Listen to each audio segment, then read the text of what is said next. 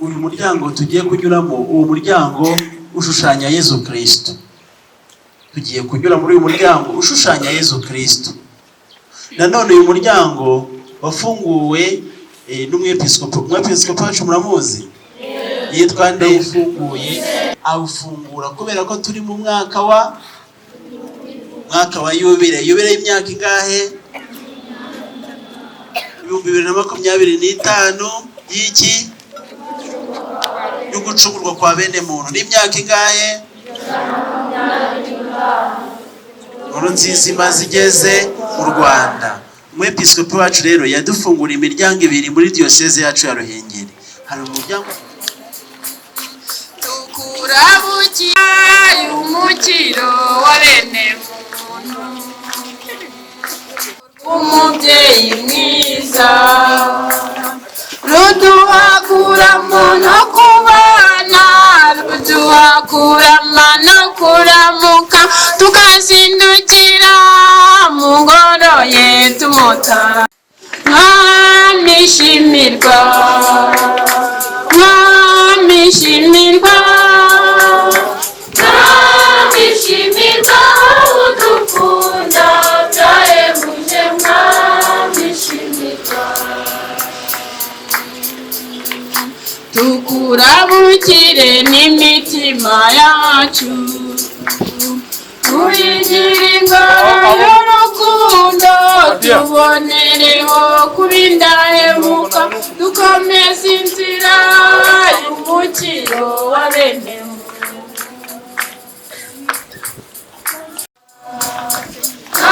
Mwamishimirwa, mwamishimirwa udukunda byahebuje, mwamishimirwa.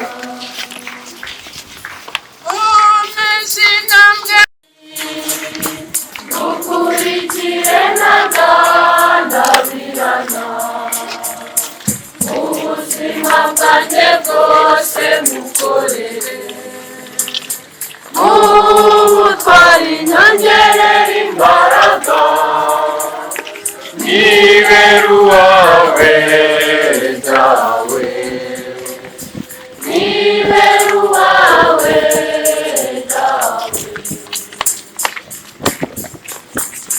Nyagasani ubuzima ni wowe mbukesha, umutima wanjye urakurarikiye, ndanyurwa nezirwa umezina zanjye Nyagasani, ukurikire ndabirana, ubuzima bwanjye bwose mukorere, ubutwari nyongerera imbaraga, dawe nibera uwawe dawe. Sani wowe rumuri, urumuri rwawe ntirujya ruzima, wowe intambwe zanjye mu nzira ziganirwa,